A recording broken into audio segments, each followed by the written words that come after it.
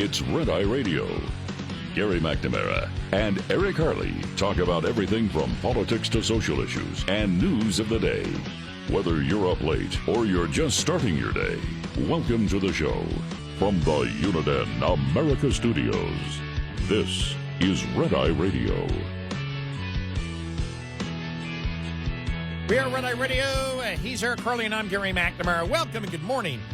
Thank you for being here. All right, so just going through some of the Babylon Bee headlines. Yeah. Chicago mayor hoping his ice-free zones work better than his gun-free zones. See, gun-free zones means that all guns are allowed. Illegal guns are allowed. Exactly. Yeah. Does ice-free zones mean that ice will be everywhere? Yeah.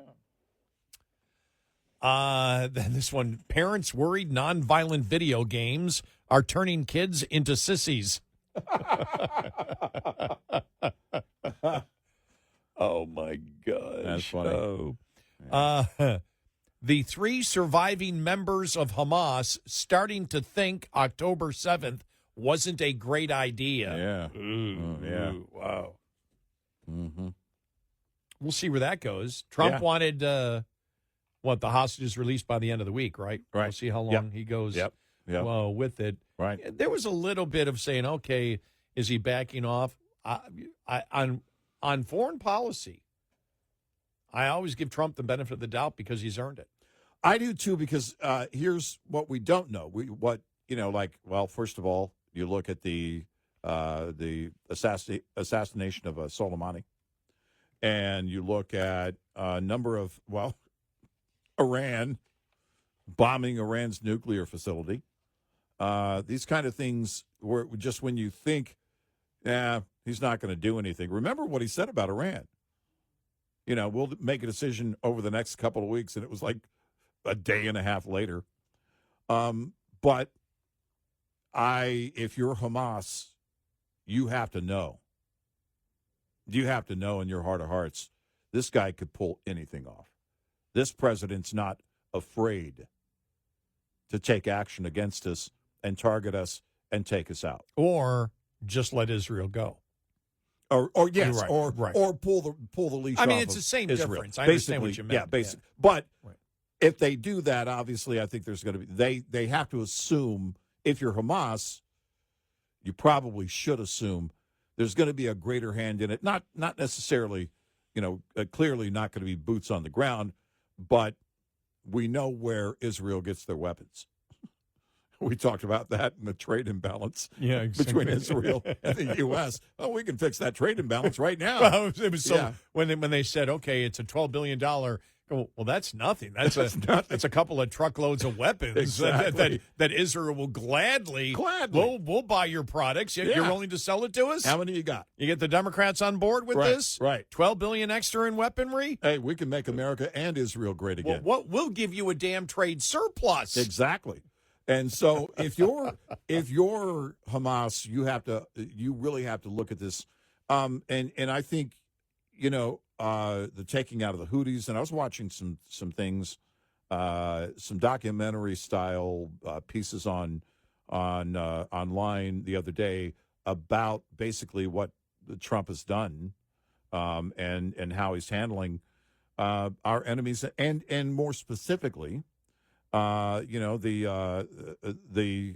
all of the proxies for Iran. This is, again, if you look at how we bombed Iran, you look at what the Trump administration has been able to do with great precision, then you have to assume, especially the other day, I think he said total obliteration when he was talking about Hamas. Mm-hmm. And if you're Hamas, you better assume that's true. You better assume that is true. Then in parts of Europe, you saw where they found members of Hamas in parts of Europe.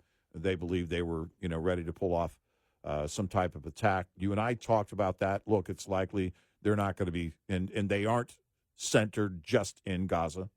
So they're going to be looking to create as much havoc as they can, and attack free people everywhere. This is something that until they are totally obliterated, that's going to be the case.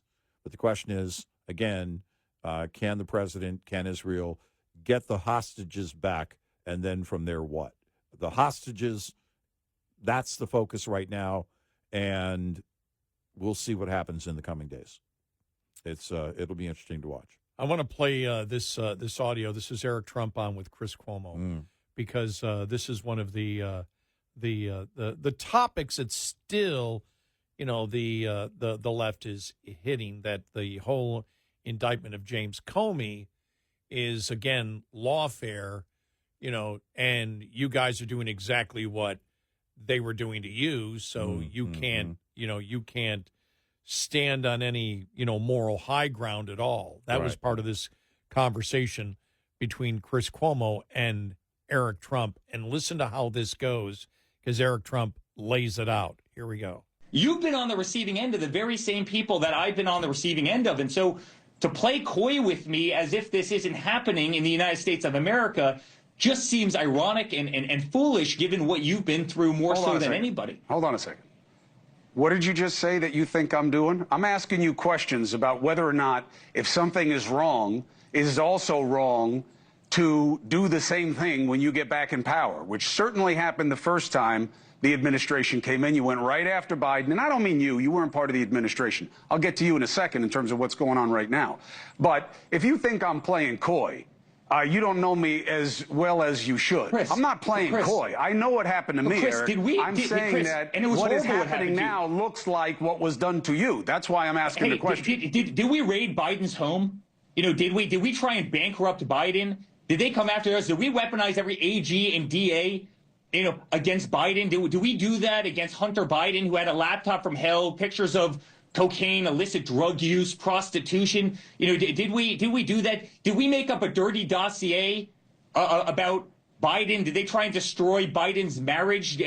Was any of that true? I mean, did we make up stories that Biden had secret servers in the basement of his home communicating with the Kremlin in Russia? Did we strip Biden off the ballot of multiple states? Did we take Biden off of Twitter and Instagram and Facebook and try and silence his voice so he couldn't communicate? Did we put Biden in a courtroom every single day? 91 felony counts that have all been overturned for my father now, right? For nonsense, to try and keep him off of a campaign trail and to try and destroy his life. Did we do any of that? Beautiful. Once you lay it out like that, it's like, because this is, everything is the both sides argument. Yes. Well, this is what I'm impressed with.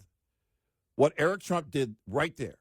First of all, I was like, man, how does he keep track of all of it? I mean, obviously, he's the president's son, so he's not. It's not like I expect him to forget any of it. But the point is, there's so much of it. Might take it more personally, well, right? Well, of course, but there's so much of it. You and I talked about that just with the Russian hoax alone.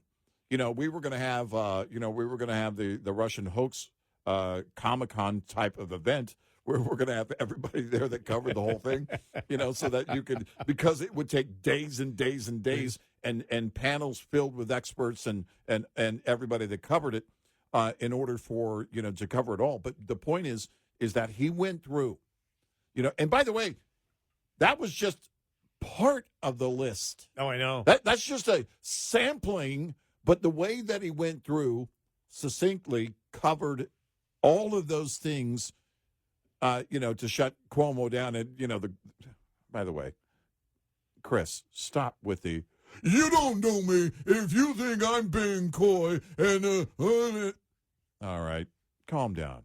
Because. You know what he reminds me of? When I first got into talk radio and someone would throw an accusation and you take it personally. Yeah. Oh. That's when he does that, he reminds me of when, and I didn't want to be in talk radio. I mean, everybody knows my story there. I was my, God bless her soul. Susan Myers, thank you so much. And every time I talked to her before she passed away a few years ago, every time I'm waiting. Thank you for making me do talk radio.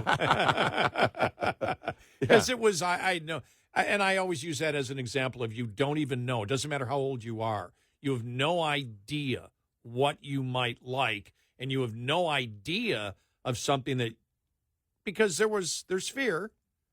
There's fear in doing this when you don't want to do it.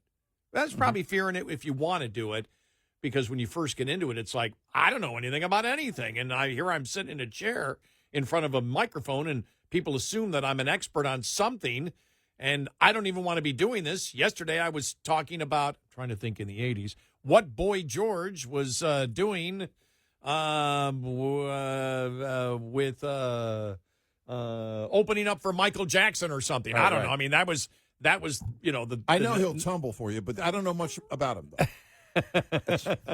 Well, he's a karma chameleon. Yeah. And by the way, I don't want to hurt him or anybody else. He was asking that, too.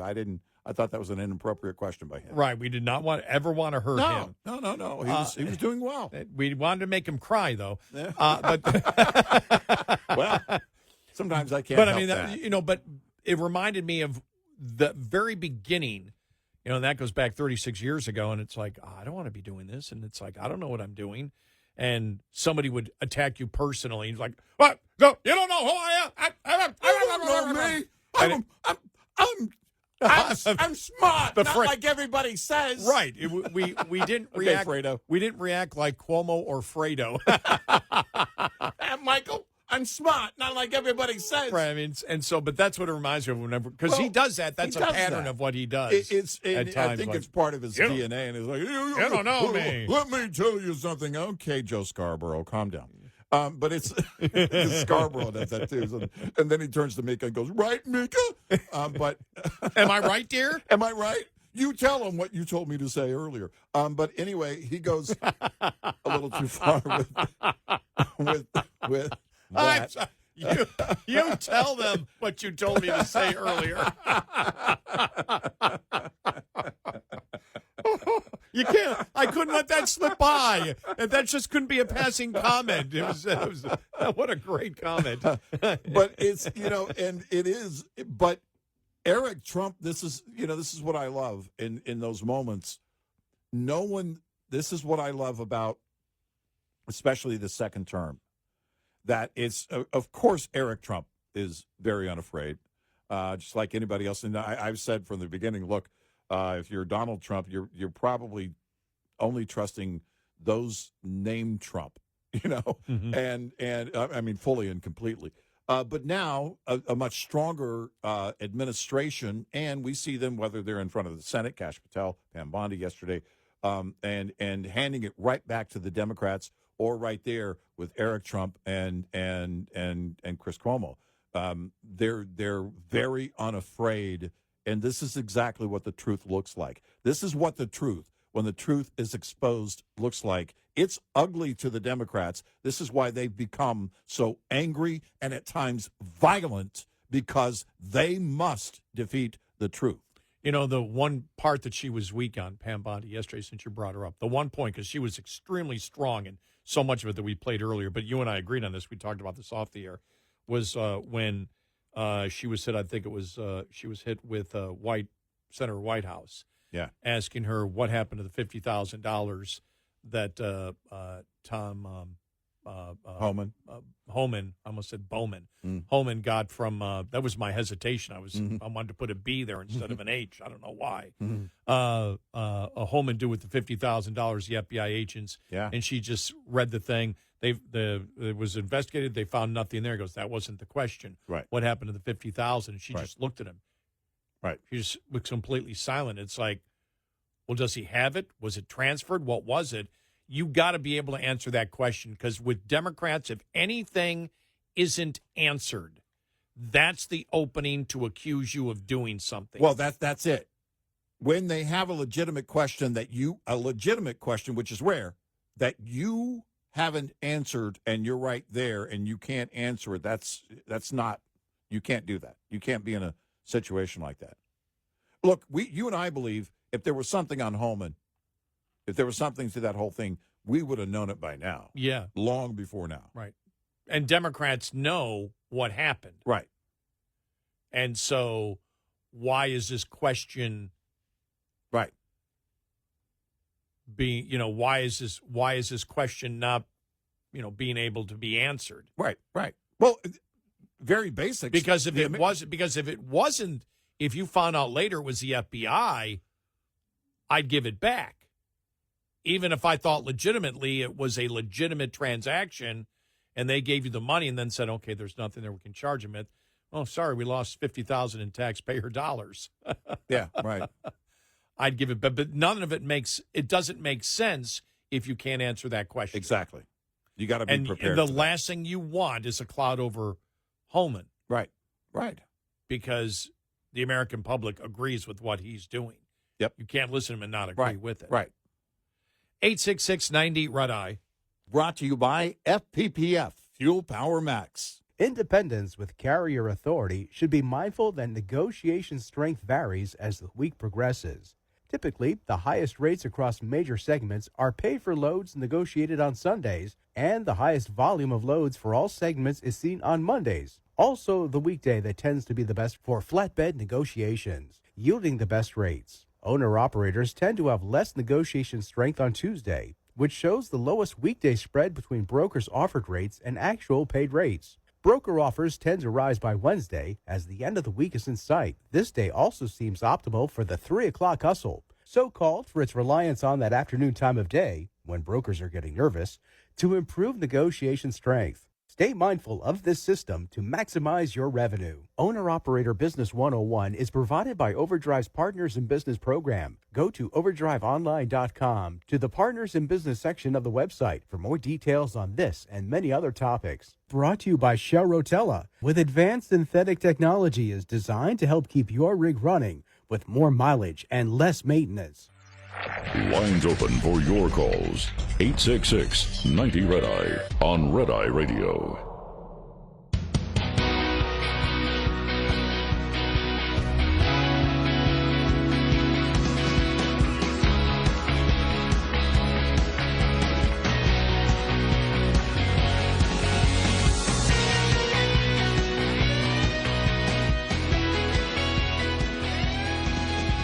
We are Red-Eye Radio. He's Eric Harley, and I'm Gary McNamara. Coming up on the bottom of the hour. Oh, I knew we were going to see an article like this. Oh? CBS News staffers react to Barry Weiss being named editor-in-chief. Yeah. It's utterly depressing. Oh, yeah, no, we knew that was going to happen. And that was a question I think you posed it first, and it's like, okay, look, you go into the newsroom, but how do you populate that newsroom? Because, I mean, Matt Taibbi and Michael Schellenberger, we think, have other jobs, and it's only two people. I mean, basically, the point is that you got to get rid of everybody. Well, yeah, and liberal activists are everywhere. There aren't. I don't know how you're going to find true journalists to populate that CBS newsroom. They're all going to be liberal activists, and of course, this was going to be the response. That's just how it works. But before we get to that, I love this.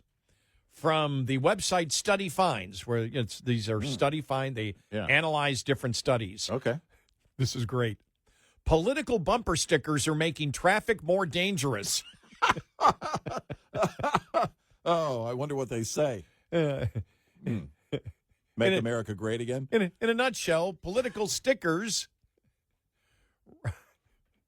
don't matter when the driving is good. Yeah. They raise hostility when your driving is bad. Oh. No, that makes sense. Like if it's covered with a bunch of, liberal cause. You ever see those cars? I saw an EV the other day covered with stickers. I'm like, what is going on? But then you see a bunch of dents, in the side of it, and it's like, well, they're clearly not paying attention to driving. Yeah. Yeah, I can see that. If you get in a wreck and they're covered with political bumper stickers, like, yeah, their mind is somewhere else. They're not a full-time driver. We'll tell you more about the study coming up, how they did it.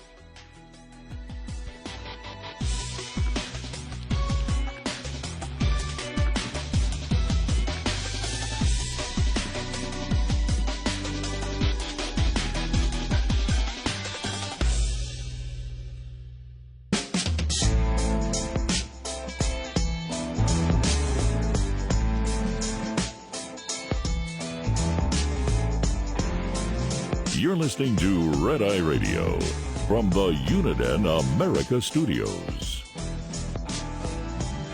And he is Eric Harley, and I'm Gary McNamara. All right, so this whole study finds about political bumper stickers, and I don't see a lot of bumper stickers anymore. I really don't. I saw, again, the other day, I saw an EV covered in stickers, and I thought, who does that? But yeah, it's just, they were clearly, based on the stickers, they were liberal. Like I say, it's an EV. Yeah. Of course, that's where. Right. Duh, that's the only place you're going to see it. Right. Now, there is one guy that lives in my neighborhood. Mm-hmm. In fact, I know where he lives in a townhouse. And he's got an older vehicle. I don't know how, it's probably at least 20 years old. Sits a little bit low to the ground, but he has Jesus stickers all over it. Yeah. And he's got like a big sign on the top and everything else. Yeah. And I just, to me, I'm just like, oh, okay, but I never thought about if you cut somebody off. And you've got a political bumper sticker or something? Well, no, if you've got the whole Jesus in there, whether that actually ticks off liberal atheists. Oh, yeah. Or whether he gets booed by Democrats. Well. But the study here used computer-generated dash cam footage to simulate realistic driving scenarios. Participants watched videos of another car either driving smoothly or driving badly, cutting them off and forcing them to brake hard. That car displayed one of 4 options: no bumper sticker, a neutral, I love my dog, Yeah. a proud Democrat sticker, or a proud Republican sticker. After watching, participants rated how likely they would be to honk their horn at the driver and how they felt about that driver on a scale of cold to warm. The pattern was clear. When another driver was driving well, bumper stickers had almost no effect on how participants responded.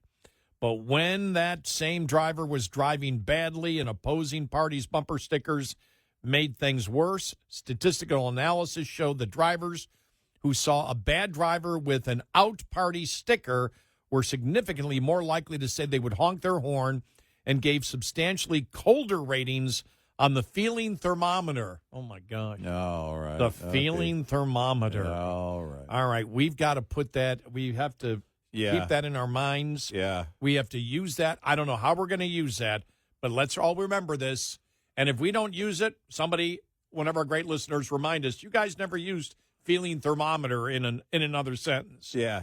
I'll figure it out. Yeah. Bad drivers with no political affiliation received notable warmer evaluations than bad drivers displaying the opposing party's message.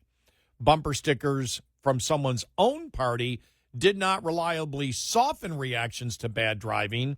The effect was one-sided. So if you're a bad driver but you had a vote Democrat or have a Democrat, whatever, and you were Democrat behind him, you didn't mind it as much. Right, yeah. The effect was one-sided. The party sticker opposite of you made aggressive responses more likely when in-party stickers did little. Didn't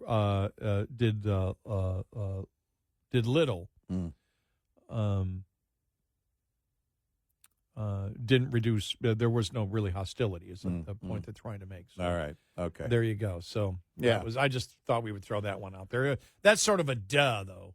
Yeah, you sort of think so. I think so. Yeah, especially now. I just don't see any bumper stickers. But you and I talked about this, the whole thing about Barry Weiss taking over at CBS, and went, how's she going to survive in that? The pushback's going to be tremendous. And one thing we said was, somebody at CBS probably is thinking, okay, we at least have to have the imagery that we're going to be more fair. Yeah. And Barry Weiss, who's a former Democrat, maybe still a Democrat, but believes in journalistic integrity, has been put in charge. Editor-in-chief of CBS News. And the Free Press, Paramount bought it from her for $150 million. Right. We look at it and say, just like when you look at many businesses out there, once they lose their original owner, who is really a participant in the day-to-day activities, it changes. Yeah. The company changes. When that sole owner who has full authority is gone. Yeah. She no longer has full authority of anything. Right. They may tell her you're editor-in-chief and have full authority. That don't mean a damn thing. Well, You have full authority until we don't give you full authority anymore because now you're an employee. And now you're an employee, and if it doesn't work out, we've shut down the free press. We let you go. We give you a little bit of a parachute, golden parachute out the door. And when you're done here, you'd have to start over because the free press is no more. That would be my fear. I believe there was great work going on at the Free Press. I was a subscriber, still am technically, but I did cancel it, and I sent them the reason. I told them I'm not going to subscribe to something led by Paramount and CBS. They're going to have to earn that from me. I do support Barry Weiss. I think she's doing good work. It's why I gave them my money to see and get access, further access to the Free Press. Not that you always agreed with their opinions in the different articles. I believe she did good work, and that's what I paid for, and I'm hoping she can bring that work to CBS, but wow, that's going to be an uphill battle, and this story is exactly part of why it's going to be. The Guardian UK, this came from. CBS News staffers react to Barry Weiss being named editor-in-chief. It's utterly depressing. Staffers are coming to terms with the news that controversial commentator Barry Weiss is their new editor-in-chief. As the Story Network's owner, Paramount Skydance, acquires her Substack-based publication of the Free Press for a reported $150 million. In conversations with The Guardian, 6 current network employees who are not authorized to comment publicly expressed a mixture of apprehension, skepticism, and frustration over the appointment. Although several stressed they wanted to wait and see what it would really mean for their network and themselves. A throwing up emoji is not enough of a reflection of the feelings in here. One particularly incensed CBS News employee said in a text message, "It's utterly depressing. Somebody who has zero experience in television news, or even hard news for that matter, with a clearly defined political agenda," said another staffer. "It's hard to see this as anything more than an attempt to bend the knee completely." They added, "It's early days, and we don't know exactly how it's going to pan out or what she will do with her role, but she is the last person who should be brought into CBS." We said this the other day. She believes in journalism. Yep. And it's the same thing here. I mean, that statement's almost identical to what Bernard Goldberg said. Right. When, because remember, that was CBS too. Mm-hmm. And he wrote about Dan Rather. Yep. And said, the whole book, I think Bias was written on his experience with working with Dan Rather and how furious Dan Rather was when he said, "This is bias here." And I'll never forget, he goes, Dan Rather said, "I served for this country," as if his military experience had anything to do with his what he was doing in journalism at that point. Right. But he took it personally. But he pointed and goes, "But this is biased." Yep. And so when you're talking about a group of like executive producers and the talent of 60 Minutes who have had a decades-long bias, when you have these people that work there that are not journalists, they're political activists, it's going to be war inside of there. Well, that's the whole thing is that, again, God rest his soul, Tim Russert, who did good work back in the day on Meet the Press. He was going to play the devil's advocate. It didn't matter who you were, what side you were on. And you were going to, he was going to hold your feet to the fire on that Sunday morning show. But I wonder, because we're going back to 2012 when he passed, how he would fare in today's world on an NBC, or where again the activism has just been accelerated to the nth degree, and as you point out, it's not just the activism; it's a culture. They have created this culture there, and how do you undo that with one person at the top? You have to gut the place. You have to hire all new people, in my opinion, because you're not going to change the people that are there. talking about Weiss did not participate in the network's daily 9 a.m. editorial call on Monday, though the CBS News president, who will stay on and work with Weiss, said she would attend future meetings. The room looked pretty stone-faced, an employee who participated said. The president, an ABC News veteran who only recently took over as president, told employees they could contact him directly with questions.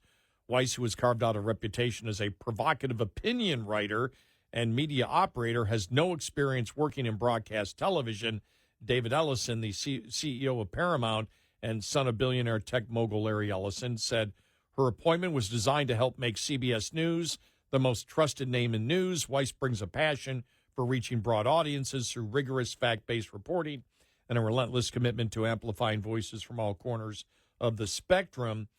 Another staffer told The Guardian, I'm in mostly a wait-and-see mode, pessimistic and skeptical, but willing to see what she does. That being said, they added, the price tag is pretty indefensible as the newsroom braces for a fresh round of cuts.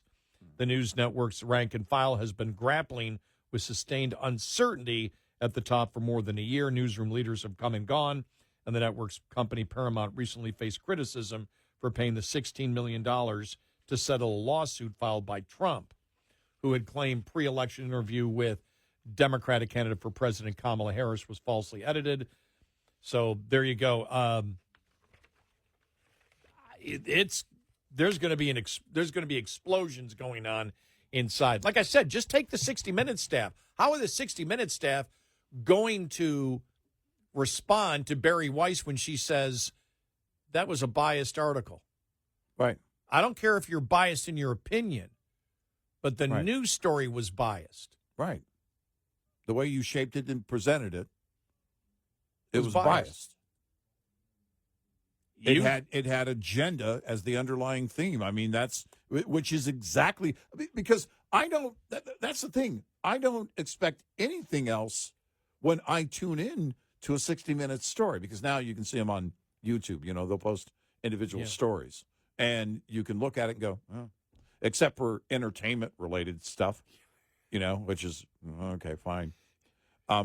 I mostly see the entertainment related ones. Well, but I'll watch those if it's a good entertainer, because I know it's not a bias. It's just about their life or it's whatever. like, you know, Woody Harrelson wants you to know that hemp is good and has multiple uses. And I'm like, yeah, we know.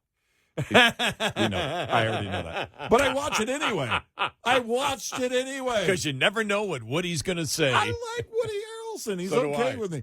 And you know, when you see something, anything that has, you know, aside from that isn't celebrity related, there is that underlying agenda. And it's like, you know, because the question is, why do you bring her in? Why her? If you're Paramount, why Barry Weiss? Because, Well, to Barry Weiss, B-U-R-Y. no, to Barry Weiss, exactly. No, it's To make her less powerful, to make the free press less. You have to now. I don't think Ellerson's did it for that. I don't think they did it for that. Well, because but I think they actually to support your question or to support a theory in that direction. But is that the reality of where it will go? Go ahead. Catherine Herridge, Yeah. who did unbelievable work at Fox News, still does unbelievable work wherever she is, but they took her to CBS and buried her. I mean, you didn't ever see Catherine Herridge unless maybe it was on her Twitter account or something. Remember, she was doing more social media. Right. They didn't want to. I take a care of Catherine Herridge, and she's doing all my major investigative stories. Yes. Right? Real investigative work. Yes. 866-90 Red Eye. Coming up, more with Gary McNamara and Eric Harley. It's Red Eye Radio.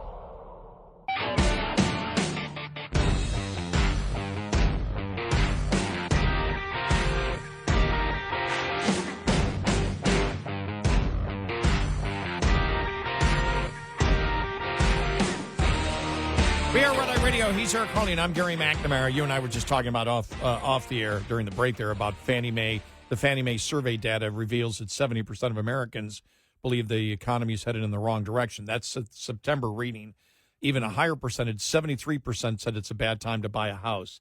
Whether the economy is good or not, or the interest rates are high or low, you made a great point when you were talking about young people today don't want the responsibility of buying a house, like unlike past generations. They don't want home ownership as a responsibility. They don't want car ownership as a responsibility. You know, they're wanting the Waymo way of life of a driverless taxi cab to pull up in their apartment building, parking lot, and they don't want to own things. So that's a problem for the economy going forward for sure.